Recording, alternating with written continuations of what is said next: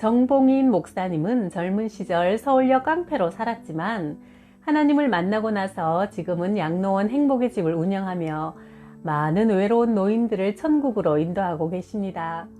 유리잔 속의 행복 소개합니다. 교회 앞에서 식당을 하는 이승표 씨가 전라도 깡패 출신으로 내가 몇 번 식당으로 전도하러 갔을 때 내게 냉소를 보내며 말하곤 했다. 내가 깡패로 살 때 예수 믿으면서 남의 돈 떼먹고 못된 짓 하는 인간들 얼마나 많이 봤는데요. 교회 나오는 사람들이나 예수 잘 믿으라고 가르치시오. 그런 그가 어느 날 밤 나를 교회로 찾아왔다. 그의 입에선 술 냄새가 펄펄 났다. 목사님, 우리 마누라가 이런 편지를 써놓고 집을 나가버렸는데 어쩌면 좋을까요? 메모지에는 짤막한 글이 적혀 있었다. 당신하고는 더 이상 못 살겠으니 이혼하기 전 별거에 들어가고 싶어요. 내가 없는 동안 마음의 준비를 하고 있어요.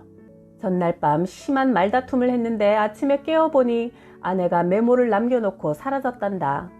사장님, 오늘부터 매일 밤 나하고 40일 작정 기도를 드립시다. 그럼 사모님이 틀림없이 돌아올 겁니다.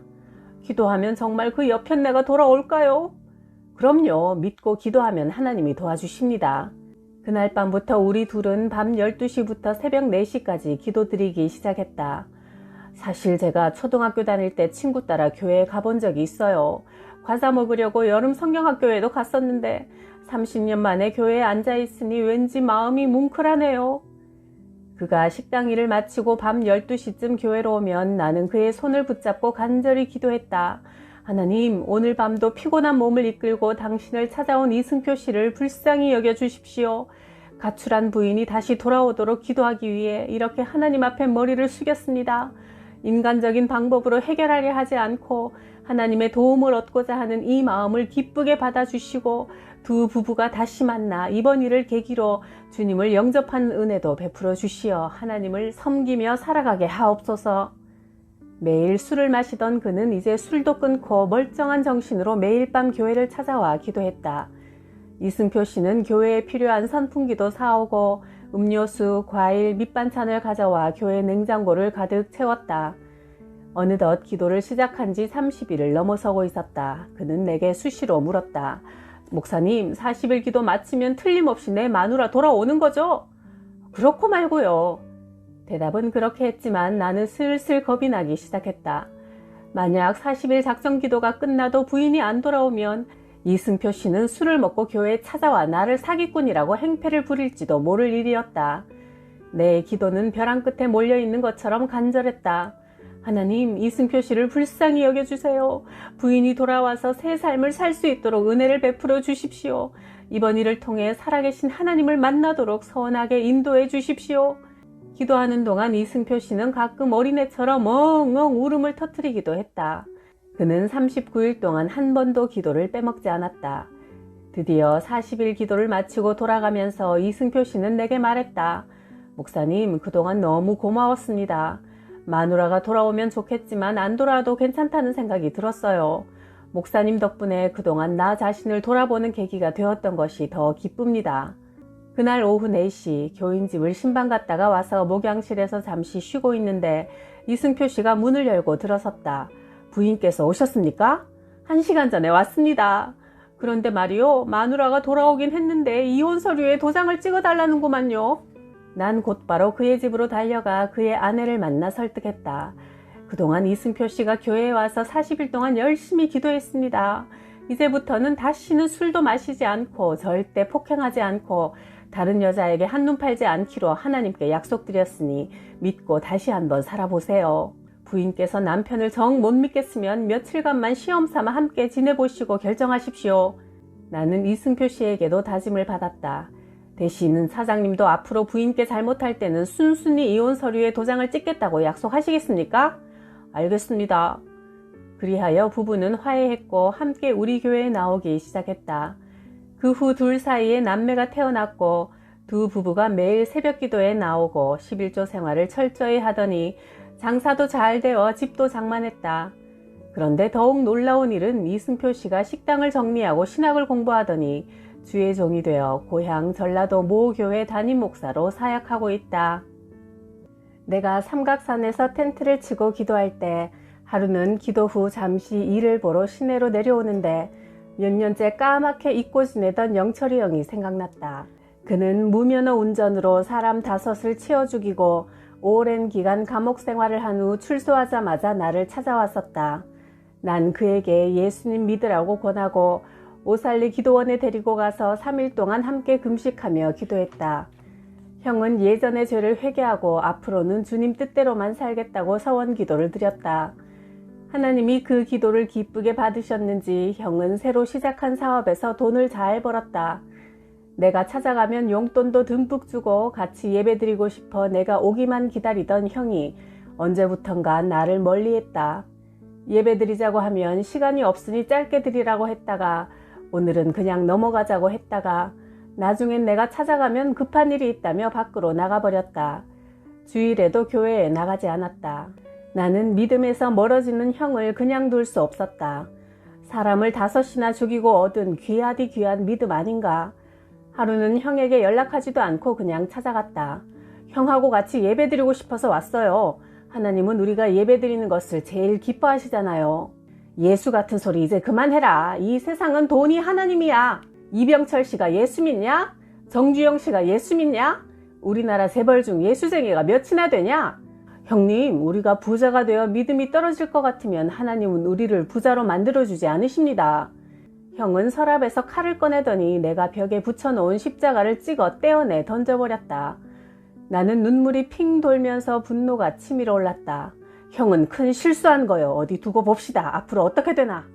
그 일이 있은 지 3년 동안 연락이 없던 형이 그날 삼각산에서 기도하고 내려와 불현듯 생각나 오랜만에 형의 집으로 전화를 걸었다. 형수님이 받았다. 아니 이게 누구세요? 삼촌 지금 우리 집에 좀 와주실래요?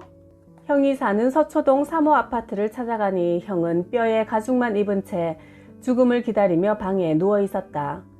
형은 나를 보곤 울음을 터뜨렸다. 그리곤 온 몸을 벌벌 떠는 것이다. 형수가 말했다. 충무로 팰리스 호텔 앞에서 귀금속 가게를 열었어요. 홍콩 사람들이 몰래 보석을 밀수에 들어와 남편에게 맡기면 그것을 팔아주고 커미션을 받아 챙겼는데 때론 단속반에게 물건을 다 빼앗겼다고 거짓말로 둘러대고 보석을 몽땅 집어삼키는 짓도 서슴지 않았죠. 그러던 어느 날 그동안 거래해온 홍콩 상인이 찾아와 홍콩에 상당량의 보석이 나왔는데 그걸 들여오면 수억 원의 차익을 챙길 수 있다고 했어요. 남편은 저축한 돈을 몽땅 찾고 여러 사람들에게 거액을 빌려 암달러 상을 통해 달러로 환전해 그 사람에게 주었는데 그가 출국한 후 도무지 연락이 없어 직접 홍콩으로 날아가서 찾아보니 이미 행방을 감추었더라고요. 홍콩 사람들을 등쳐먹고 이룬 부를 단 한 번에 홍콩 사람에게 빼앗긴 셈이었죠. 형이 돈을 좀 벌자 돈을 하나님으로 삼고 살다가 당한 비참한 결말이었다. 나는 형이 회개하고 다시 하나님께로 돌아오기를 간절히 기도해주고 다음날 다시 찾아가 보니 형은 이미 이 세상 사람이 아니었다. 얼마 후 나는 청남동에 있는 어느 교회 전도사로 가게 되었다. 하루는 어느 집사님이 신방을 와달라고 부탁했다. 21살 된 딸이 귀신 들려 방 안에만 처박혀 3개월째 나오지 않고 있다는 것이다. 나는 친구 전도사와 둘이 3일간 금식 기도를 하고 신방을 갔다. 방문을 열고 살며시 들여다보니 머리카락이 쭉 뼈섰다. 옷은 거의 다 벗고 머리는 산발한 채로 나를 노려보며 말했다. 여긴 못하러 왔어? 내가 고함을 질렀다. 예수 그리스도의 이름으로 명하노니 더러운 귀신은 이 아이에게서 당장 나가거라. 예수님의 보혈의 능력에 의지하여 명하노니 당장 썩 나가거라. 그러나 이 여자는 매서운 눈으로 나를 쏘아보며 비웃었다. 꼴값하고 있네. 그래도 전도사라고 어디서 들은 풍월은 있어가지고. 그때 옆방에서 중3쯤 되어 보이는 남자애가 부엌에서 식칼을 들고 방 안으로 뛰어들어왔다. 이 새끼가 우리 군대를 우습게 봤어? 너 오늘 우리에게 죽었다. 그렇게 소리치며 나에게 달려들었다. 성경에서 군대 귀신이라는 말을 보았지만 진짜 사람 입에서 그런 말이 나올 줄은 몰랐다. 소녀는 나를 죽이겠다며 칼을 들고 덤볐다. 나는 칼을 든 그의 손을 틀어지고 방바닥에 함께 나뒹굴었다. 소년이 얼마나 힘이 센지 싸움질에는 자신 있던 내가 감당하기 힘들었다. 집사님이 아파트 경비원과 이웃 남자들을 불러와 그들이 한꺼번에 달려들어 아이를 제압하는 덕에 난 그 집에서 탈출할 수 있었다. 엘리베이터를 타고 거울에 나를 비춰보니 전쟁에서 패하고 돌아가는 패잔병의 모습이었다. 주님, 제가 아직 이것밖에 되지 않는군요. 눈물이 났다. 인간들에게 무시당하는 것도 모자라 이젠 귀신에게도 조롱을 당하다니. 몇 년 동안 수시로 삼각산에 올라 주로 돈을 달라고 밤새워 기도했는데 그것으로 대단한 영역이 있는 줄 알았는데 난 능력을 더 받아야겠다고 결심했다. 귀신도 하나 쫓아내지 못하면서 무슨 주의적 노릇을 하겠는가. 나는 다시 삼각산 기도원에 올랐다. 그리고 이제는 돈보다는 성령의 충만함, 성령의 능력을 달라고 영적 권세를 달라고 기도하기 시작했다. 삼각산 감남산 기도원은 오원우라는 분이 세웠다. 그는 직업이 법원 서기였는데 위암에 걸려 생사의 갈림길에서 누군가의 전도를 받고 처음으로 교회에 갔다. 마침 성찬식이 있는 날이었다. 떡을 떼고 포도주를 마시는데 엉뚱하게 그의 마음속에 이상한 음성이 들려왔다. 하나님의 집을 지으면 10년을 더 살게 해주마. 그는 직장을 그만두고 모든 재산을 정리해 삼각산에 기도원을 세웠는데 그 후 정말 딱 10년을 더 살고 세상을 떠났다. 나는 신학교에 다니는 동안 거의 매일 삼각산 통일봉 구국재단에 올라 기도드렸다. 1985년 나는 칼빈 신학교를 졸업했지만 내가 가서 사역할 만한 교회가 나타나지 않았다. 하나님, 사역장을 저에게도 허락하시면 온 몸을 바쳐 충성하겠습니다. 당신의 양떼에게 좋은 꼴을 먹이겠습니다. 저를 믿고 교회를 주십시오.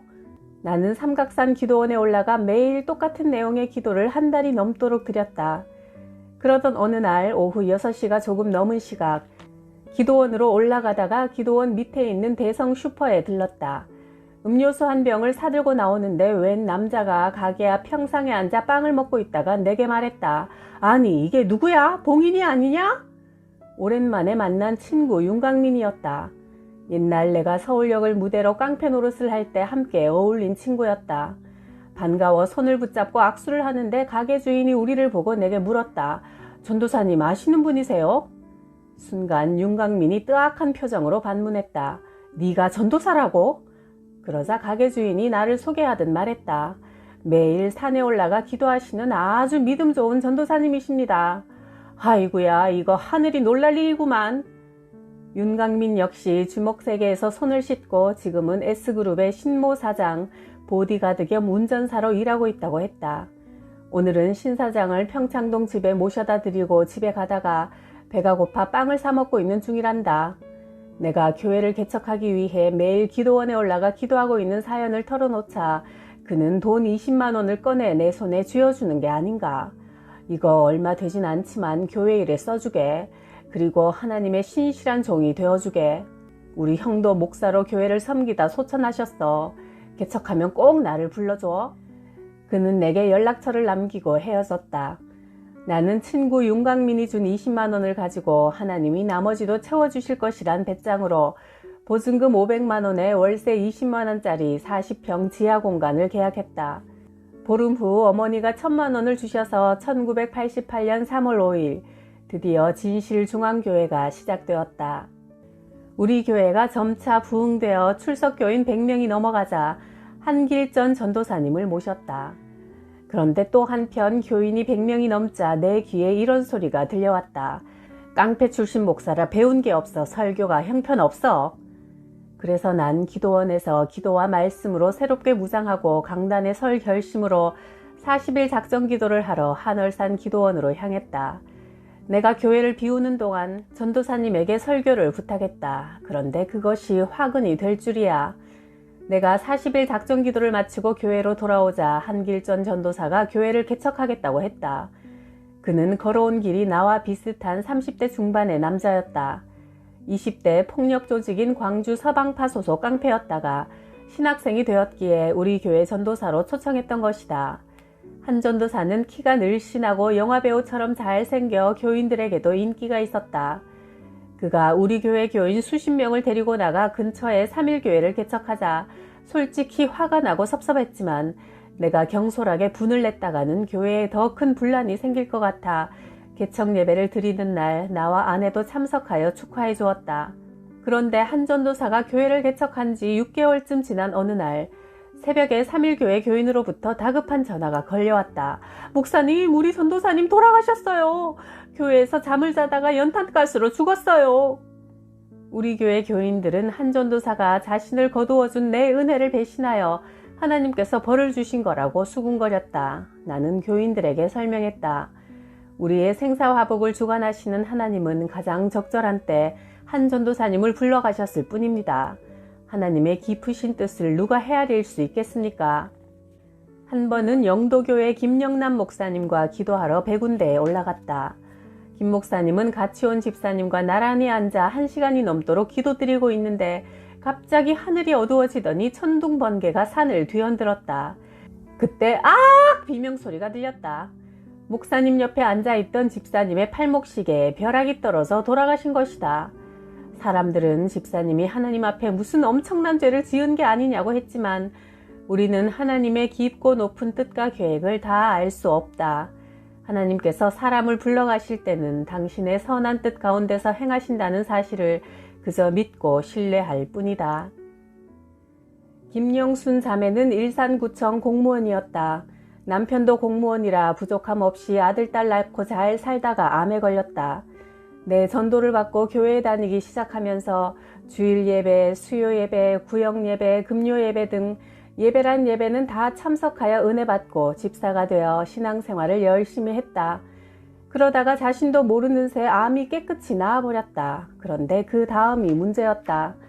다시 살만해지니까 자기 병은 하나님의 은혜로 고침받은 게 아니라 자연 치유력의 결과라고 믿고 예배드리는 것이 다 쓸데없는 시간 낭비라 여겨져 한 번, 두 번 주일 예배에 빠지더니 교회와는 담을 쌓게 되었다. 안타깝게 생각한 목사님이 집으로 찾아가도 문을 열어주지 않았다. 김영순 자매는 그 후 다시 암이 재발했고 그제야 다시 교회에 나와 하나님께 울부짖으며 자신의 교만을 회개했지만 주님은 그녀의 병을 고쳐주시지 않았다. 그녀는 죽었다. 신학교 2학년 겨울방학 때 등록금을 내기 힘들어 기도원에 방을 하나 얻고 금식기도에 들어갔다. 금식 15일째의 몹시 추운 밤, 하나님 잠을 주십시오. 너무 피곤한데 잠이 오지 않습니다. 기도드리다가 방바닥에 엎드려 있었다. 의식은 또렷했다. 너무나 선명하게 내가 머리에서부터 육체와 분리되고 있었다. 머리가 먼저 빠져나오고 팔, 몸통, 맨 마지막으로 발이 빠져나왔다. 난 영혼이 빠져나온 빈 껍데기 내 육신을 바라보았다. 생명 없는 고깃덩어리였다. 내 입에서 내가 죽었구나 라는 말이 툭 튀어나왔다. 그런데 잠시 후 발부터 육체로 다시 들어가더니 맨 마지막으로 머리가 들어간 후 깨어났다. 꿈이 아니라 너무나 또렷한 현실이었다. 난 하나님이 그런 경험을 주신 이유를 대번에 깨달았다. 육체를 위해 살지 말고 영을 위해 살라. 금식 20일째가 되자 물질, 명예, 정욕 등 세상에 속하는 모든 욕구들이 하나둘씩 사라지면서 잠시라도 주님을 생각하지 않는 시간이 없었다. 금식을 마치고 기도원을 내려와 우연히 영락교회를 섬기는 최동현 목사님을 만났다. 그는 어려서부터 나와 회연동에서 같이 자란 친구였다. 그의 어머니는 영락교회를 다니면서 명동 뒷골목에서 암달러 장사를 했고 그 친구도 공부는 안 하고 못된 짓만 골라 하며 돌아다녔었다.